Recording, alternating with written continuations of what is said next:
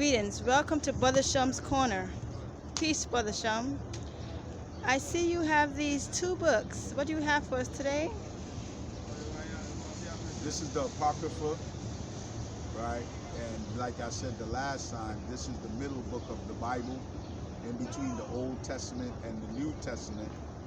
Okay, so if you go to the last book of Malachi, you have this book here.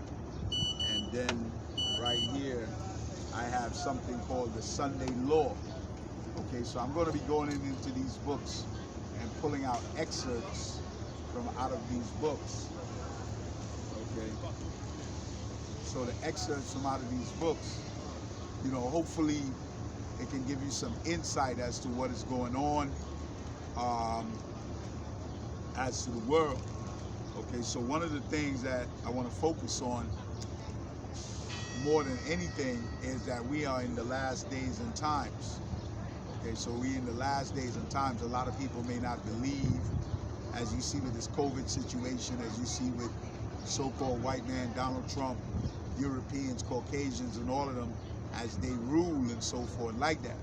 Okay, so I want to pull out excerpts or verses from out of these books and show you that. So the first thing I want to show you once again is Maccabees, right? How we came under the third beast. Who is the third beast? The Greeks under Alexander the Great. Okay, so you must know history. So this is the first book of Maccabees right here. It says that it happened that after Alexander, son of Philip the Macedonian, who came out of the land of Chittim, had smitten Darius, the king of the Persians and the Medes, and he reigned in his stead the first over Greece. Okay, so this is 333 BC, the coming of the Greeks, right? And made many wars and won many strongholds, and slew the kings of the earth, and went through to the ends of the earth, and took spoils of many nations, insomuch that the whole earth was quiet before him, whereupon he was exalted, and his heart was lifted up. So now he got real proud. He thought that he was a god. Okay, that's why they began to exalt Alexander the Great as a god. So now you can find this out. You could go to museums and find out about Alexander the Great. And he gathered a mighty strongholds and ruled over countries and nations and kings, who became tributaries under him. And after these things he fell sick and perceived that he should die. Whereupon he called his servants, such as were honorable, and brought up with him from his youth, and parted his kingdom among them while he were yet alive. So this is historical records from out of the Bible, showing you the truth of the Bible, how true the Bible is. A lot of people dispute the Bible's talking about that it was written by King James and that it's not true, which is a lie. Okay, so now we're going to go and see that the same so-called white man understands the truth that's in the Bible. So now we're going to go into this book called the Sunday Law, and let's look up that historical point right there. So from in the Sunday Law, right, so when you go here, right, this is page 14 in the Sunday Law, it tells you there were 4 world empires ruling consecutively from the time of Daniel down to the time of the fall of Rome. So for you to understand, you have to go into the book of Daniel, the 7th chapter. The 4 world empires are what is called the 4 beasts. The 4th beast, the first beast is the Babylonian Empire, okay? The second beast is the Persians and the Medes under Darius. The third beast was the Greeks under Alexander the Great. The third beast was the Greeks under Alexander the Great. The fourth beast is the Roman Empire, okay? So the fourth beast is the Roman Empire, which we still exist in, because America is the daughter of Rome coming out of England. England comes from out of Germany. Germany comes all the way back to when Rome fell apart into the 10 horns, okay, which is called the ECC, or the European Commonwealth Market. So you must study history for you to study the Bible. So it says the 4 world empires ruling consecutively from the time of Daniel down to the time of the fall of Rome. They are the Babylonian Empire, 605 to 538 BC, the Persians and the Medes, 538 to 331 BC, the Greeks, 331 BC to 168 BC, and Rome, 168 BC to 476 AD. Now, historically, Rome is still in existence because the Romans is still the Europeans, it's still the same white people, that is still Trump, that is still Schiff, that is still Pelosi, that is still Mitch McConnell. All these different characters is still Romans. Okay, they just call themselves by different names. Okay, so they're still the same people that are ruling over you. Okay, so here it is right here. Okay, in the Sunday law, giving you the historical point. Okay, so now let's further move on to see what Alexander the Great did. So now we come in here to page 17. It says the two-winged lions were dead, which is the Persians and the Mede Empire. Alexander the Great took down the Persians and the Medes. Okay, he became a great ruler at the age of 25. It was in October 331 BC, at the head of his armies, right? Alexander met the Persian forces head on and defeated them in the Battle of Arbela. His military genius made Greece to emerge as the third world empire. That was the third greatest empire ever seen upon the world stage. White people. This is the coming of what is called the Greco-Roman Empire. Now, here it says, his will, he drank and he died. And it says his 4 generals took over his empire. His generals was Cassandra, Lysimus, Seleucus, and Ptolemy. Okay, so now let's go back to the Bible now and look this up. So now we're going back where it says, wherefore he called his servants. These were his 4 generals, that his friends, that childhood friends, were honorable and being brought up with him from his youth, his childhood friends, and parted his kingdom among them while he was yet alive. So once again, going back to this book now, see, this is why you have to study history. The Bible is not a religious book, okay? You must know what happened. So the 4 cats linking up the Sunday law with the Bible, the 4 generals was Cassandra, Lysimus, Seleucus, and Ptolemy, okay? So now when we go across, right, so right here in the 10th verse, see that? See the 10th verse right there? It says, and there came out of them a wicked root, Antiochus, surnamed Epiphanes, son of Antiochus the king, who had been hostage of Rome, and he reigned in his stead 137 years of the Greeks. So this is how the Greeks now began to take over the whole world, white people. They went all the way down into Africa, okay? When you hear about Cleopatra, there was a white Cleopatra, there was a black Cleopatra, and there was a white Cleopatra. You have to study history. I can prove that with fact, okay? So now, we're going back into this book now, and now that we have seen that, the 4th beast coming out, so I'm pulling out excerpts matching the Bible. The 4th beast, Rome conquered Greece, white people conquering other white people in 168 BC. See that? 168 BC. So now, this is the coming of what is called the Greco-Roman Empire. This is what we exist in, the Greco-Roman Empire, okay? So now, I want to further move on, right? Now I'm coming deeper into the book. But now let's come back now into the Apocrypha, right? We want to come back into the Apocrypha, and I want to pull out an excerpt for you from out of the Apocrypha to show you that we in the last days and times.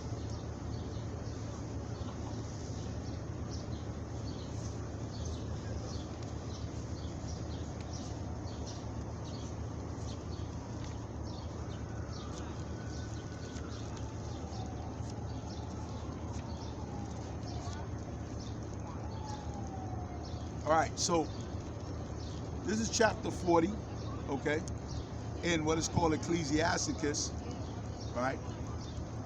And it says, great travail is created for every man, and a heavy yoke is upon the sons of Adam. So the sons of Adam is all the people that is upon the world. A great travail, you understand? We are under trial and tribulations. A heavy yoke is on the sons of Adam from the day that they go out of their mother's womb till the day that they return to the mother of all things. See that? So we under trial and tribulation, men and women, all the hell that we exist in this country is hell, as you already see. The imagination of things to come and the day of death trouble their thoughts and cause fear of heart. See, that's why a lot of people, you know, they get these problems, anxiety, you understand, despair and all these different things. That's why they do crazy things. Envy, jealousy, and all that. From him that sitteth on the throne of glory, unto him that is humbled in earth and ashes, from him that weareth purple a crown, unto him that is clothed with a linen frock. Check this out. Wrath, envy, trouble, unquietness, fear of death, and anger and strife. And in the time of rest upon his bed, his night sleep do change his knowledge. So man be under that stress. He's not in peace. He's not in heaven. He's not in peace. He don't know if he's going to have a job. He don't know what the hell is going on right now. Okay? A little or nothing is his rest, and afterward he is in his sleep, as in a day of keeping watch, troubled in the visions of his heart, as if he has escaped out of a battle. So that's why you be having night sweats and all these different things and stuff like that, because you don't know, you're trying to take care of your family, your job, your this, and you don't know if today or tomorrow you wake up and you got a job. Okay? When all is safe, he awaketh and marveleth that the fear is nothing.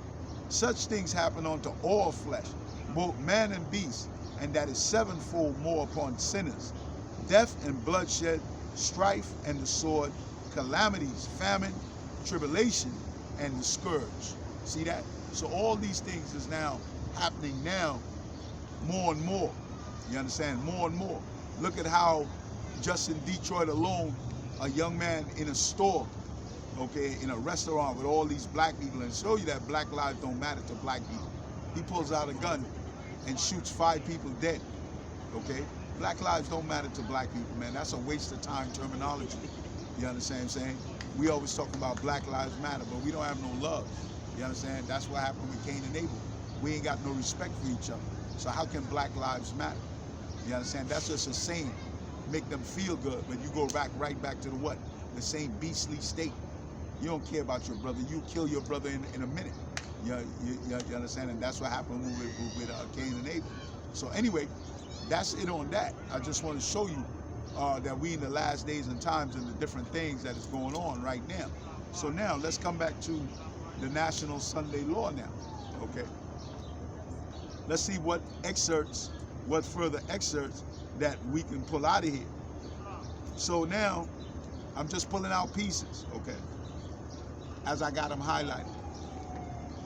It says, Emperor Justinian gave Rome to the Pope when he decreed that the Pope should be over all Christian churches of the earth and established the papacy in 538 AD.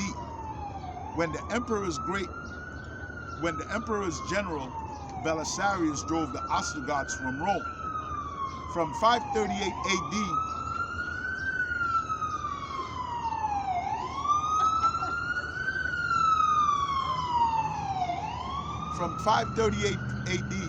the papacy ruled for exactly 1,260 years, until 1798, when something incredible happened. The Pope was taken prisoner. Napoleon's general, Berthier, captured the Pope and took him to France. That's fact. You can look that up. Okay. In 1929, the Italian government recognized the Vatican City as an independent state. Once again, the Pope was king. See that? So now when you go to Revelation, the 13th chapter, it breaks all this down about the mark of the beast. It breaks down about the image. It breaks down about the mark 666. All this is dealing with the Roman Catholicism. All this is dealing with the Pope. All this is dealing with all this madness that they brought forth. That's why they're called the great whore that sat upon many waters in Revelation. Okay? So here we go to another excerpt right here. This is dealing with the mark and the 666.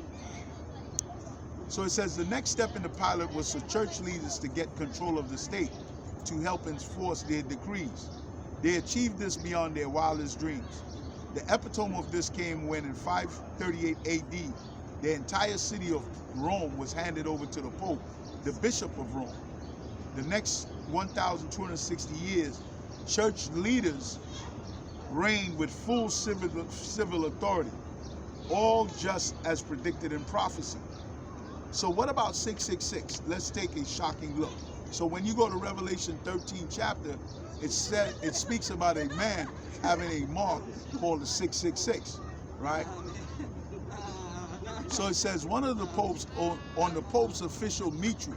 So when you look at the pope, he has what's called a mitre on, but he doesn't have a Israelite mitre on. He has what's called a pabulum. It's in the shape of a fish head. Okay, that fish head represents Dagon, the fish god. Okay, that's why it's looked like a fish mouth. Go back and look at it. Dagon, the fish mouth.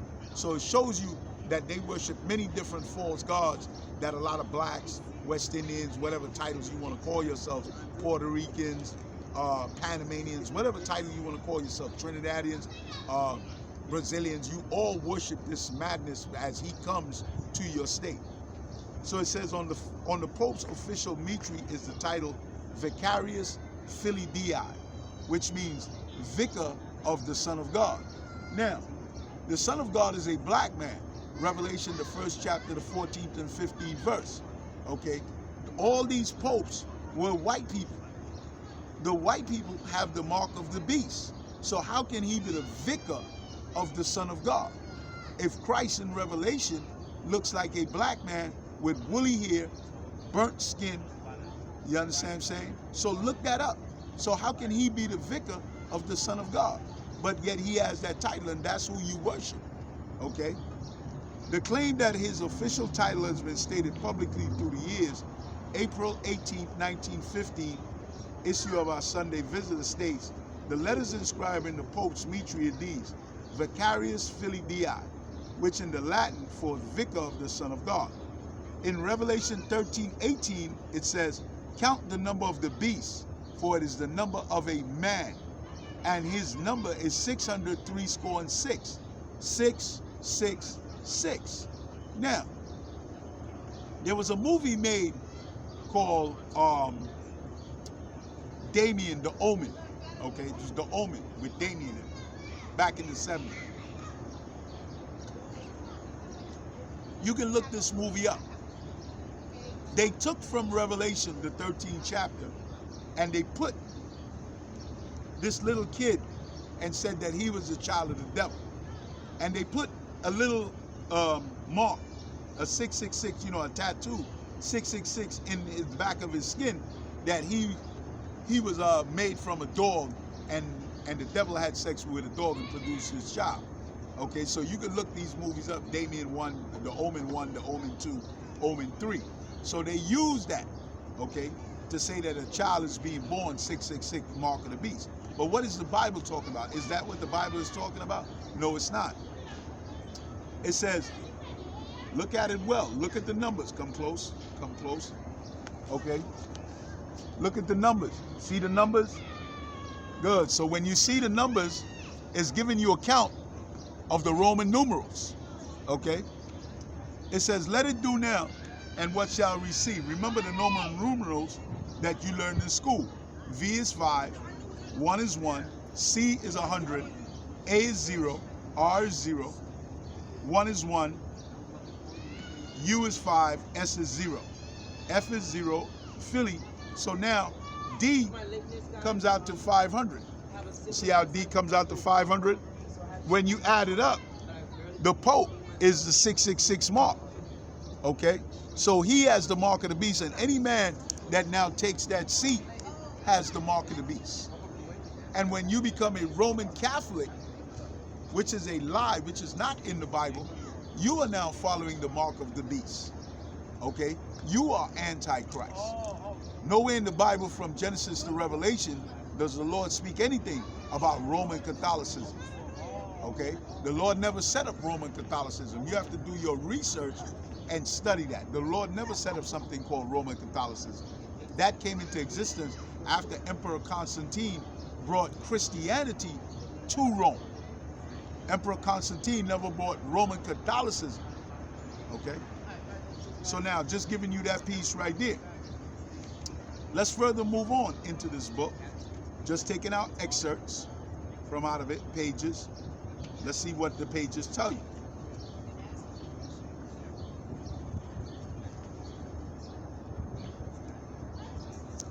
So now, coming to another page right here. Boom. Right? Get it close up.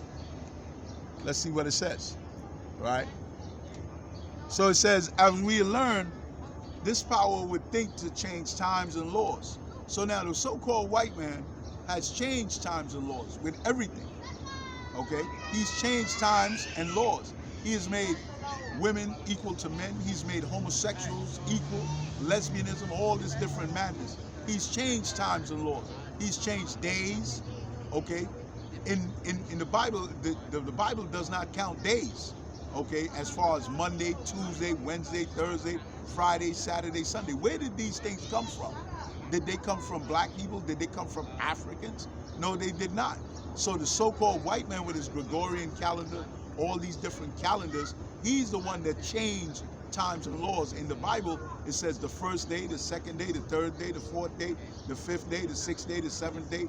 Months wasn't January, February, March. Those times came from all European false gods. Like the word Janus comes from the false god the word January comes from the false god Janus, the beginning and opening of doors. That's the god of locks and keys. Janitor, that's where the word janitor comes from the word Janus. Okay, so you have to sit down and you have to study these different things. We carry the symbolisms of so much of these European things that we can't see that we are more European than the damn European himself. Okay? So just let me show you when it says the changing of times and days. So I'm going to go right here. Okay? I'm just going to go right here. And now let's look at how he changed times and days. See that? Look how he changed times and days. So I'm just going to read you this excerpt. It says, since Mitra, another false god, now Mitra's name has been changed many times to this very day, was supposedly a god of great courage, the Roman soldiers became worshippers of it. In their travels, they carried the idea of naming days of the week after the planets among the Teutonic among the Teutonic tribes. Now the Teutonics is from Germany, white people. Okay? Teutonic tribes of what is today is known as Germany. See that? The Teutons, which is where you get Hitler worshiping these blonde Aryan gods, you know, blonde hair, blue eyes, 6'5", and all these different things. That's the image that he wanted to present when Germany was going to war. He didn't look like that, but he had that symbolic Aryan, you know, godlike. That's his belief. Okay, so this is where they get the same thing. The Teutons substituted a few of their own gods instead of planets for the names of days. This was before the time of Christ. The name stuck, and we have had them ever since. Below is a list of the Teutonic gods and the days of our week. The name of the Teutonic gods was Sun, Sunday, Moon, Monday, Tiau, T-I-U, Tuesday, Woden, Wednesday, Thor, Thursday, Frigg, Friday, Saturn, Saturday. See that? So this is how the so-called white man in the book of Daniel, the 7th chapter, it tells you that he would seek to change, Daniel 7:25, he would seek to change times and laws. See that? He would seek to change times and laws. Now, let's see how he looks to change times and laws. So you're probably saying, he didn't do that. There is 7 days in a week. Okay, 7 days in a week. If there's 4 weeks in a month, that's 28 days for a month. If you do the math, 12 times 28 doesn't give you 365. It doesn't give you 365. So how can it be? Where did we get all these leap years and all these different things? 365 days in a year. That's something since we were under his domination, his captivity period. He's the one that's been in control of that. Okay, he's the one that's been in control of that in so many different ways and so forth. That's why it says that he would seek to change times and laws. Let's further read on. It says, since the heathen were used to worshiping images, the church, Roman Catholic Church, ripped out the second commandment, which forbids image worship. So when you go into the Roman Catholic Church, you see all kinds of types of idols and so forth like that. Okay, statues and all these different things. And a lot of different religions do the exact same thing. Okay? They place images in the church, but instead of images of heathen gods, they simply use the images of dead saints. Okay, so what does it mean, dead saints? So there's something in the Roman Catholic doctrine called simony. So simony is a town or a city can venerate some man that, and they would pay the Pope, because the Pope was bought off a certain amount of money, right? You know, millions of dollars in today's terminology, and the Pope would elect that man and make him a saint. Now, the word saint in the Bible means sanctified, chosen, or cleansed. The only people in the Bible that was sanctified, chosen, or cleansed, or anointed are the nation of Israel. They are the saints of the Lord. So for you to understand that, all you have to do is go to Psalms 149, and it will tell you that the Israelites are the saints of the Lord. So everybody that's been set up as saints are liars. Okay, everybody that's been set up by the Roman Catholic Church or whatever your town that believe that you are a saint, you are a liar. That doesn't have anything to do with the Bible. Okay? How much time? 26. 26 minutes? It says, but they simply use images of dead saints. The people were taught that these were merely to help increase their learning and devotion, but the result was far different. For documentation of how images were brought into the church, it says that he would seek to change times or laws, meaning that this European white man, so-called Caucasian, or in the Bible, Edomite, would do this. Look at this shocking statement from an official decree. The Pope has the power to change times, to abrogate, change laws, and to dispense with all things, even the precepts of Christ. So now you probably think, well, this book is wrong. Join a Roman Catholic Church and ask them for a catechism. A catechism is an official doctrinal book written by any Pope of Rome that tells you what he feels that the subjects of Roman Catholicism should do, which have nothing to do with the Bible. So he writes that, you know, you can do this in his catechism, and it's spread all throughout the world, whoever's under Roman Catholic doctrine, okay? So now we're moving over to another page, bang. All this is coming out of the Sunday law, okay? Moving over to another page. It says, question, have you any other way of proving that the church, Roman Catholic, has power to institute festivals of precepts? It says, answer, she has not such power. She could not have done that in which modern religionists agree with her. She could not have substituted the observance of Sunday, the first day of the week, for the observance of Saturday, the seventh day, a change for which there is no scriptorial authority. So look at what happens every Sunday. So every Sunday, this whole world shuts down in America. The peace, nobody works. Everybody either goes to church or they're home sleeping. Because why? From the time we came over here, we've been told by master that Sunday is the day of rest, okay? We've been told by master since we were enslaved. And we talk about Black Lives Matter, right? And we still do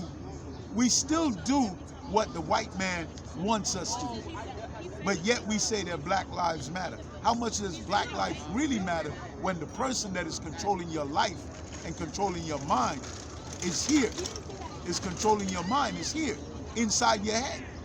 So how can you say that Black Lives Matter when the person that you believe is God in your teachings is a white man? How much? Then Black lives does not matter. You're lying to yourself, okay? It says, that's incredible. The Catholic Church declared Cardinal Gibbons by virtue of her divine mission, changed the day from Saturday to Sunday. Okay? Again, the question is asked to them, which is the Sabbath day? Answer, Saturday is the Sabbath day. Why do we observe Sunday instead of Saturday? We observe Sunday instead of Saturday because the Catholic Church in the Council of Laodicea, 364 AD, transferred the sublimity from Saturday to Sunday. So where did they get that from? The Covert's Catechism of Catholic Doctrine. So it's not something that they just came up with. So another excerpt. Let me give you a couple more and we're going to be done. Okay. Now here it comes. They really start breaking it down.